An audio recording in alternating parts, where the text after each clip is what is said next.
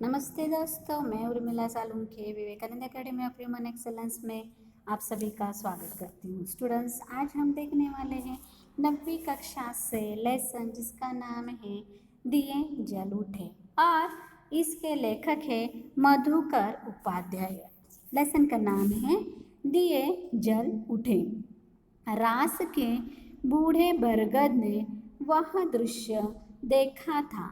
दांडी कूच की तैयारी के सिलसिले में, दांडी कूच यानी दांडी यात्रा, दांडी कूच की तैयारी के सिलसिले में, सिलसिला यानी क्रम, सिलसिले में वल्लभ भाई पटेल 7 मार्च को रास पहुंचे थे। उन्हें वहां भाषण नहीं देना था, लेकिन पटेल ने लोगों के आग्रह पर 2 शब्द कहना स्वीकार कर लिया।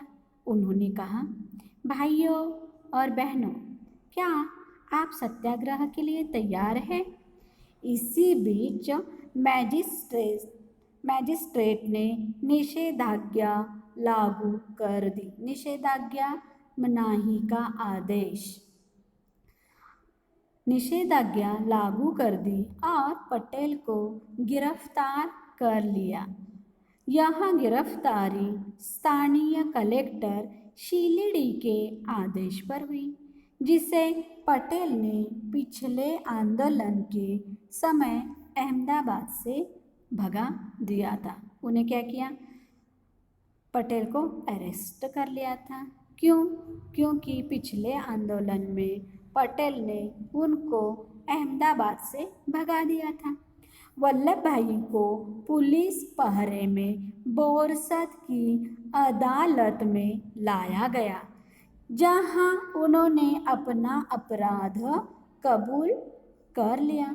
अपराध यानी जो उनके ऊपर जो जुर्म का ऐलान किया गया था, वह अपराध उन्होंने कबूल करना मतलब स्वीकार किया।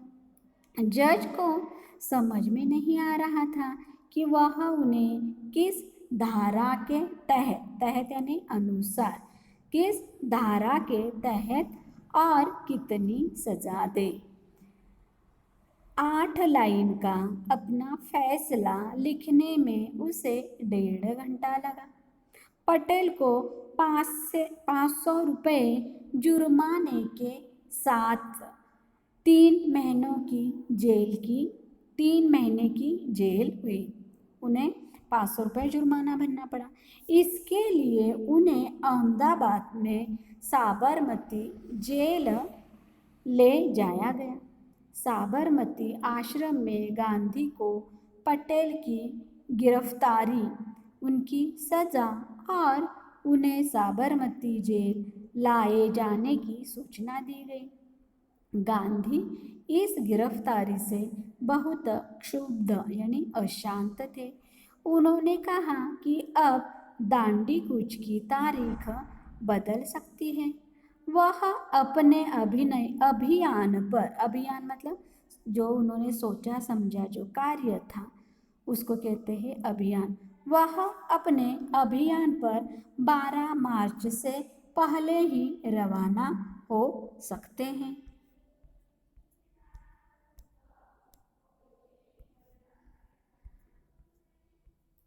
आश्रम में एक आदमी यह हिसाब लगा रहा था कि मोटर कार से बोरसद से साबरमती जेल पहुंचने में कितना समय लगेगा।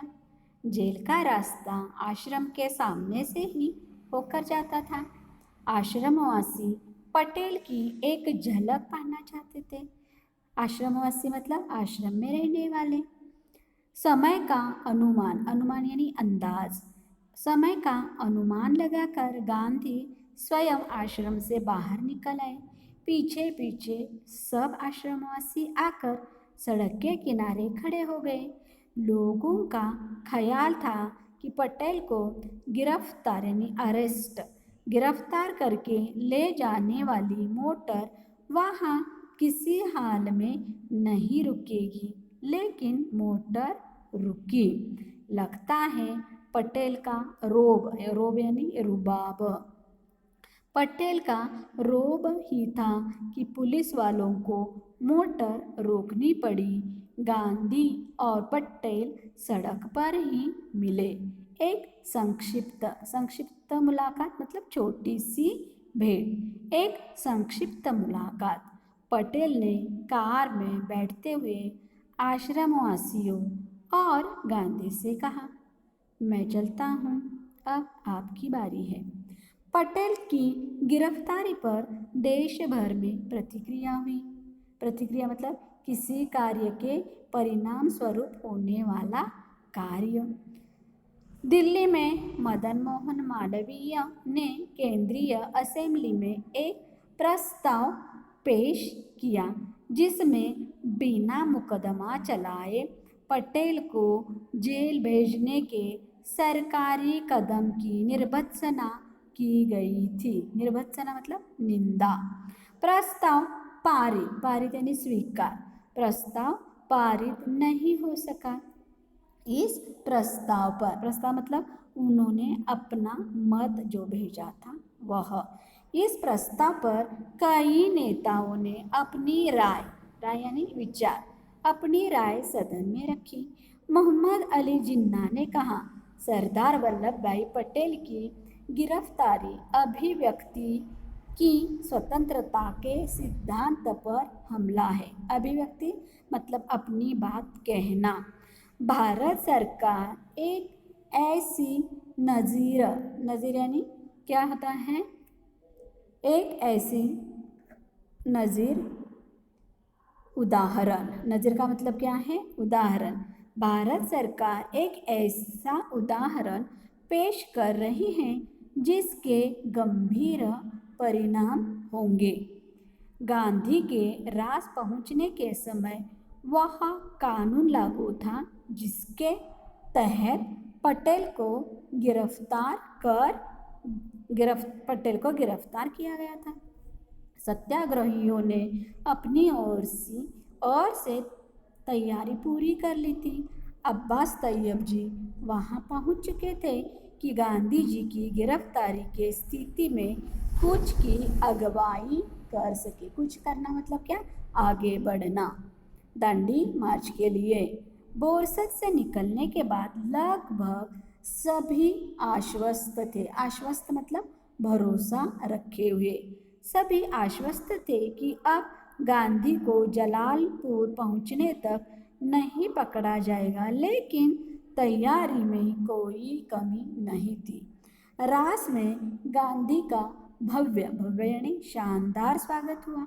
दरबार समुदाय के लोग इसमें सबसे आगे थे। दरबार गोपाल दास और रविशंकर महाराज वहाँ मौजूद थे। गांधी ने अपने भाषण में दरबारों का खास तौर पर उल्लेख किया। कुछ दरबार रास में रहते हैं, पर उनकी मुख्य बस्ती कनकापुरा और उससे सटे मतलब उससे नज़दीक गांव जो हैं देवन में हैं। दरबार लोग रियासतदार होते थे। रियासतदार मतलब किसी इलाके के मालिक। उनकी साहबी थी। साहबी मतलब शासक होने का सुख, ऐशो आराम की जिंदगी थी। एक तरह का राजपाट था। ऐशो आराम मतलब भोग विलास। दरबार सब कुछ छोड़कर यहाँ आकर बस गए। गांधी ने कहा, इनसे आप त्याग और हिम्मत सीखे। अखिल भारतीय कांग्रेस कमेटी की बैठक 21 मार्च को साबरमती के तट पर होने वाली थी। जवाहरलाल नेहरू इस बैठक से पहले गांधी से मिलना चाहते थे। उन्होंने संदेश यानी मैसेज भिजवाया, जिसके जवाब में गांधी ने रास में अपनी जनसभा से पहले एक पत्र लिखा और कहा कि उन तक पहुंचना कठिन है। तुमको पूरी एक रात का जागरण करना पड़ेगा। अगर कल रात से पहले वापस लौटना चाहते हो तो इससे बचा भी नहीं जा सकता। मैं उस समय जहाँ भी रहूँगा संदेशवाहक तुमको वहाँ तक ले आएगा। इस प्रयाण प्रयाण मतलब चल देना, इस प्रयाण की कठिनतम घड़ी में तुम मुझसे मिल रहे हो। तुमको रात के लगभग 2 बजे जाने परखे मछुआरों के कंधे पर बैठकर एक धारा पार करनी पड़ेगी। मैं राष्ट्र के प्रमुख सेवा के लिए भी प्रयाण मतलब चल देना चल जाने में जरा भी विराम मतलब रुकना विराम नहीं दे सकता। वल्लभ भाई की गिरफ्तारी के कारण रास में आम लोगों के बीच सरकार के खिलाफ प्रतिक्रिया स्वाभाविक थी। गांधी की जनसभा से पहले ही गांव के सभी पुश्तैनी यानी पीढ़ियों से चला आ रहा पुश्तैनी मुखिया और पटेल उन्हें अपना इस्तीफा सौंप गए। गांधी ने दांडी कूच शुरू होने से पहले ही यह निश्चय कर लिया था कि वह अपनी यात्रा ब्रिटिश आधिपत्य यानी अधिकार या स्वामित्व ब्रिटिश आधिपत्य वाले भूभाग से ही करेंगे, किसी राजघराने के इलाके में नहीं जाएंगे। लेकिन इस यात्रा में उन्हें थोड़ी देर के लिए बड़ौदा रियासत से गुजरना पड़ा। ऐसा न करने पर यात्रा करीब 20 किलोमीटर लंबी हो जाती और इसका असर यात्रा कार्यक्रम पर पड़ता। सत्याग्रही गाजे बाजे के साथ रास में दाखिल हुए। वहाँ गांधी को एक धर्मशाला में ठहराया गया, जबकि बाकी सत्याग्रही तंबुओं में रुके। रास की आबादी करीब 3000 की थी, लेकिन उनकी जनसभा में 20,000 से ज़्यादा लोग थे। अपने भाषण में गांधी ने पटेल की गिरफ्तारी का जिक्र करते हुए कहा, सरदार को यह सज़ा आपकी सेवा के पुरस्कार के रूप में मिली है। उन्होंने सरकारी नौकरियों से इस्तीफे का उल्लेख किया और कहा कि कुछ मुखी यानी कंजूस, कुछ मुखी और तलाठी गंदगी पर मक्खी की तरह चिपके हुए हैं। उन्हें अपने निजी तुच्छ मतलब कैसे बहुत कम अपने निजी तुच्छ स्वार्थ भूलकर इस्तीफा दे देना चाहिए। उन्होंने कहा, आप लोग कब तक गांवों को चूसने में अपना योगदान देते रहेंगे? सरकार ने जो लूट मचा रखी है उसकी ओर से क्या अभी तक आपकी आंखें खुली नहीं हैं? गांधी ने रास में भी राजद्रोह की बात पर जोर दिया और कहा कि उनकी गिरफ्तारी अच्छी बात होगी। सरकार को खुली चुनौती देते हुए उन्होंने कहा, अब फिर बादल की राय है या कहो सही मौका सामने आया है। अगर सरकार मुझे गिरफ्तार करती है तो यह एक अच्छी बात है। मुझे 3 माह की सज़ा होगी तो सरकार को लज्जा यानी शर्म आएगी। राजद्रोही को तो काला पानी, देश निकाला या फांसी की सज़ा हो सकती है। मुझ जैसे लोग अगर राजद्रोही होना अपना धर्म मानते हैं तो उन्हें क्या सज़ा मिलनी चाहिए? सत्याग्रही शाम 6 बजे रास से चले और 8 बजे कनकापुरा पहुँचे। उस समय लोग यात्रा से कुछ थके हुए थे और कुछ थकान इस आशंका यानी शक आशंका से थी कि मही नदी कब और कैसे पार करेंगे। नदी के किनारे पहुँचते ही समुद्र की ओर से आने वाली ठंडी बयार मतलब ठंडी ठंडी हवा के झोंके, ठंडी बयार ने सत्याग्रहियों का स्वागत किया। कनकापुरा में 105 साल की एक बूढ़ी महिला ने गांधी के माथे पर तिलक लगाया और कहा, महात्मा जी, स्वराज लेकर जल्दी वापस आना। गांधी ने कहा, मैं स्वराज लिए बिना नहीं लौटूंगा। गांधी की जनसभा निर्धारित मतलब जो समय तय किया गया था उसी समय, निर्धारित समय 8 बजे था, लेकिन कनकापुरा पहुंचने में हुई देरी के कारण उसे 1 घंटे के लिए स्थगित मतलब क्या किया, रुकवा दिया, पोस्टपोन किया गया। जनसभा में गांधी ने बित्रानी मतलब अंग्रेजी, जनसभा में गांधी ने बित्रानी कुशासन का जिक्र किया। उन्होंने कहा, इस राज में रंक से राजा तक सब दुखी है। राजे महाराजे जैसे सरकार नचाती है, नाचने को तैयार है। यह राक्षसी राज है, इसका संहार करना चाहिए। संहार यानी नाश। रास्ते में रेतीली सड़कों के कारण यह प्रस्ताव किया गया कि गांधी थोड़ी यात्रा कार से कर ले। गांधी ने इससे साफ इनकार किया। उनका कहना था कि यह उनके जीवन की आखिरी यात्रा है और ऐसी यात्रा में निकलने वाले वाहन का प्रयोग नहीं करता। यह पुरानी रीति है। धर्म यात्रा में हवाई जहाज, मोटर या बैलगाड़ी में बैठकर जाने वाले को लाभ नहीं मिलता। यात्रा में कष्ट सहे, लोगों का सुख दुख समझे, तभी सच्ची यात्रा होती है। ब्रिटिश हुक्मरानों मतलब ब्रिटिश शासन करने वाले।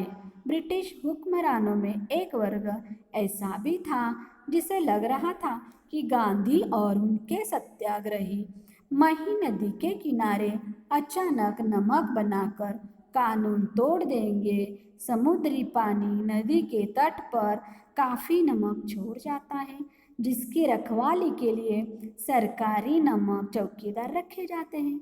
गांधी ने भी कहा कि यहाँ नमक बनाया जा सकता है।